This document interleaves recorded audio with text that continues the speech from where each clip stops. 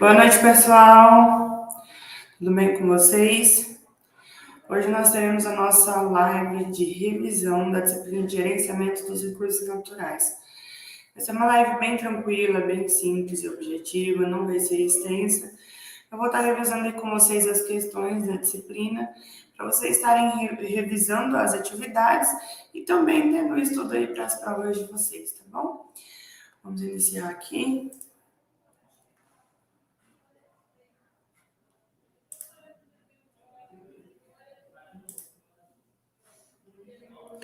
Bom, vamos lá. Revisão de gerenciamento de recursos naturais. Eu sou a professora Bianca e estarei aqui com vocês hoje fazendo a revisão das atividades e também da prova.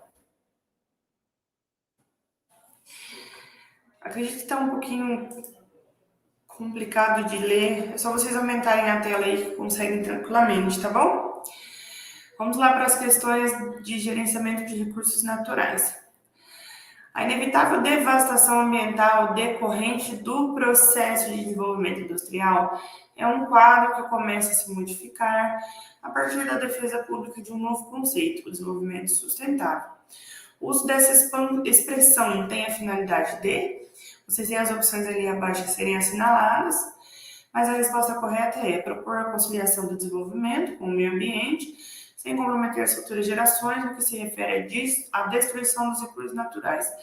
Então, o desenvolvimento sustentável ele foi desenvolvido para ser trabalhado uma forma de estruturarmos o nosso planeta sem sermos agressivos ao meio ambiente, né? Sem destruirmos aí o que nos salva, né? Vamos dizer assim, que eu acredito que seja a expressão mais correta a ser utilizada.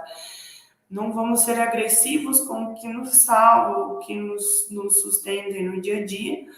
Então, vamos sempre utilizar um meio de construções, desenvolvimento, aplicações sustentáveis, que é o meio mais viável aí nos nossos dias, por mais que seja um gasto um pouquinho mais alto, porém, todas as vezes que você usa a sustentabilidade no seu dia a dia, é um trabalho muito mais valorizado, sem dúvidas. Beleza? Um fenômeno natural onde os gases que compõem a atmosfera retêm parte do calor recebido do Sol, o aumento anormal na concentração de gás CO2, liberado pelas indústrias, pelos veículos e pelo desmatamento, potencializa o efeito estufa, provocando, de fato, o aquecimento global, né? Nós sabemos aí o quanto os gases compõem a atmosfera e retêm a parte do calor recebido do Sol. O aumento anormal da concentração de gás CO2 influencia de forma extrema, né, no aquecimento global. Pessoal, peço desculpa para vocês aí, se em alguns momentos eu parar para tomar uma água, que eu estou me recuperando de uma gripe bem forte.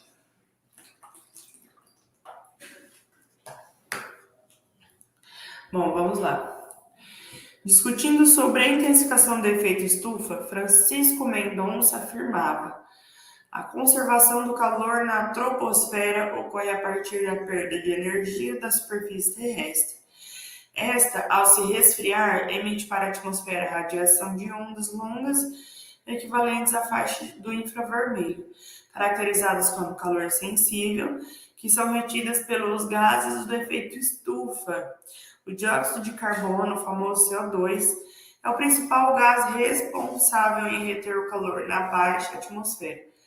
Mas o vapor d'água, o metano, a amônia, o óxido nitroso, o ozônio e o clorofluorcarbono, conhecido como CFC, que destrói a camada de ozônio na tropopausa, ou também a estratosfera, também são gases causadores do efeito estufa. Além desses gases, a nebulosidade e o material particulado em suspensão no ar são importantes contribuintes no processo de aquecimento da troposfera, uma vez que também atuam como barreira à livre passagem das radiações infravermelhas emitidas pela superfície. A partir da leitura do texto, conclui-se que os gases lançados na atmosfera por atividades humanas, como indústrias, podem interferir no recrudescimento, surgimento com maior intensidade do efeito estufa. Bom, vocês podem perceber aí que essa questão tem ligamento com a anterior, né? Vocês conseguem responder essa, interpretando essa da melhor forma. Os gases lançados na atmosfera por atividades humanas, como indústrias, podem interferir no recrudescimento do efeito estufa, que no caso é um aumento de gases com maior intensidade, né? Os gases do CO2. Vamos para a próxima. Leia atentamente o seguinte enunciado sobre o desenvolvimento sustentável. A natureza se levanta de sua opressão e toma vida, revelando-se a produção de objetos mortos e a coisificação do mundo. A superexploração dos ecossistemas, que os processos produtivos mantinham sob silêncio, desencadeou uma força destrutiva que gera as mudanças globais que ameaçam a estabilidade e sustentabilidade do planeta.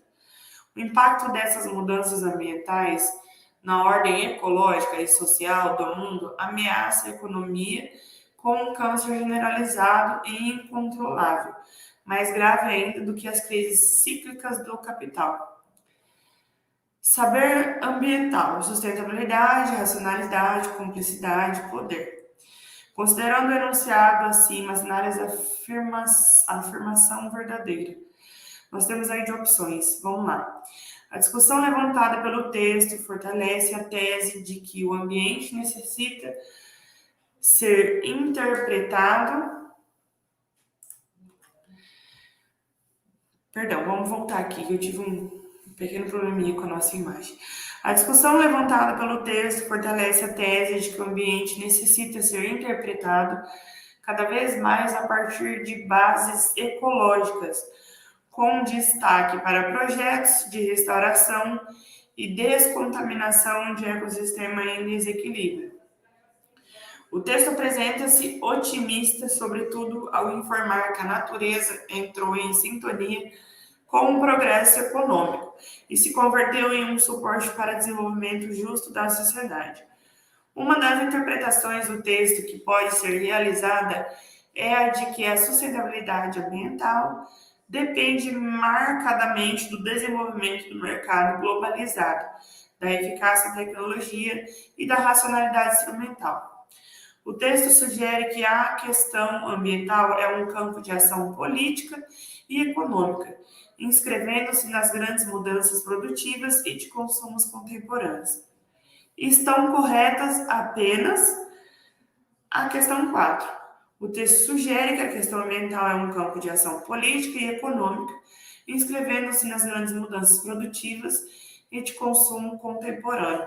Bom, nós sabemos aí o quanto o nosso meio ambiente influencia, né, na política e na economia, entre inúmeras leis que foram feitas aí dentro do direito ambiental, né, do direito agrário, direito do agronegócio, todos esses que envolvem o nosso meio ambiente, para a proteção do nosso meio ambiente, entrando com barreira principalmente nas ações do homem, né, que é o qual se torna mais agressivo e agindo de forma ilegal. E de certa forma, aliás, de fato, né, um meio ambiente bem conservado influencia muito na nossa economia, assim como um meio ambiente que foi extremamente agressivo ali, né, o humano dentro do meio ambiente, nós acabamos tendo sérios problemas com a nossa economia.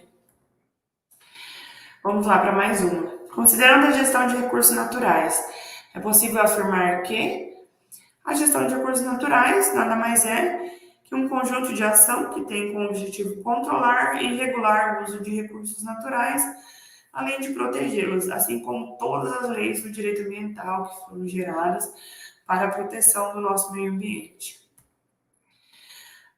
A água encontra-se neste início de século em condições que exigem sérios cuidados.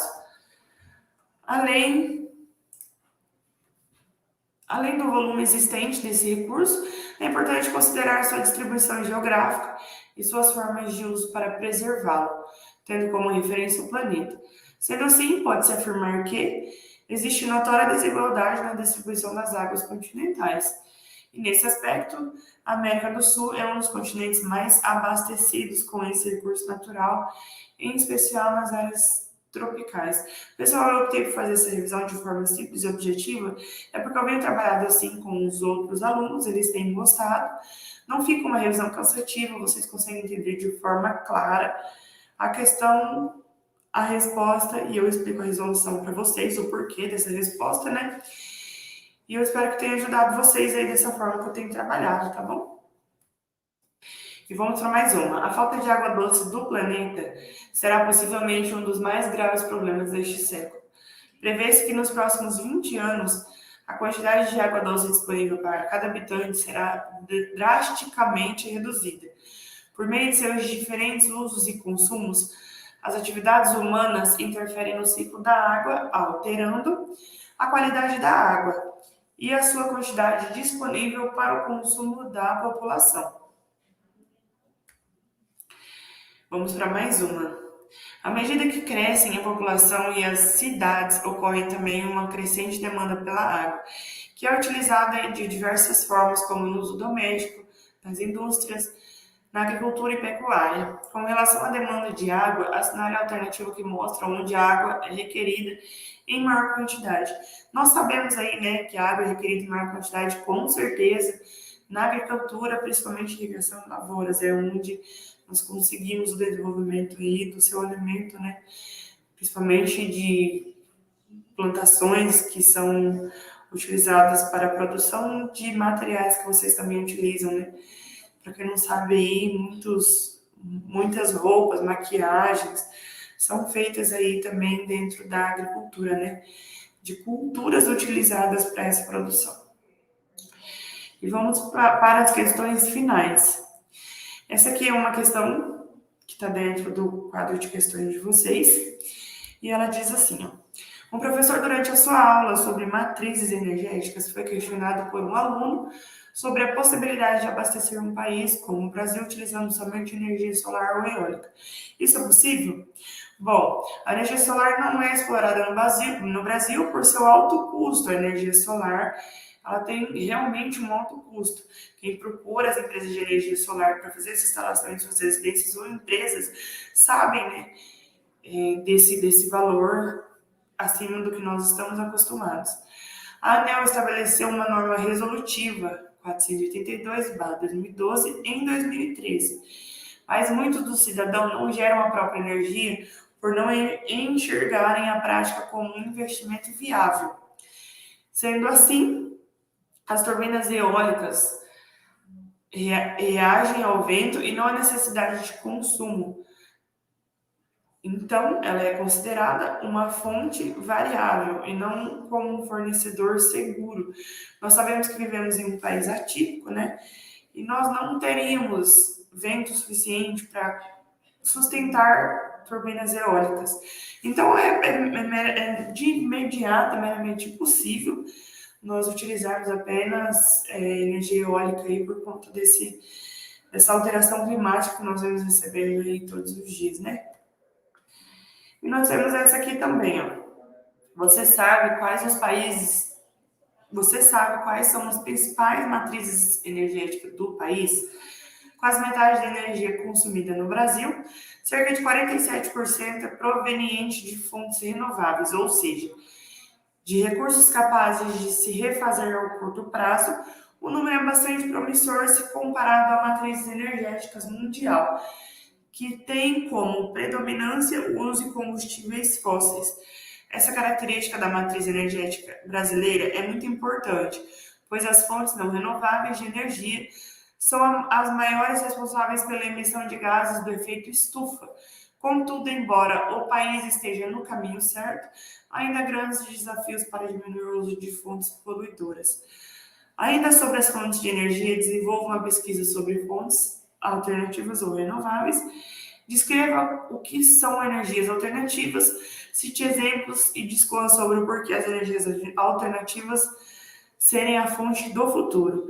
Nós temos aí como energias alternativas a energia solar, que vem do sol, a eólica, que vem dos ventos, a maremotriz, que vem da maré, a hidráulica ou hídrica, que vem da força das águas, e a geotérmica, que vem do calor interno da Terra, enquanto etanol, biodiesel são fontes alternativas a combustíveis como gás natural, petróleo e carvão. As energias alternativas, elas com certeza podem ser fonte do futuro, porque como eu já disse anteriormente, elas não vão agredir a natureza, né?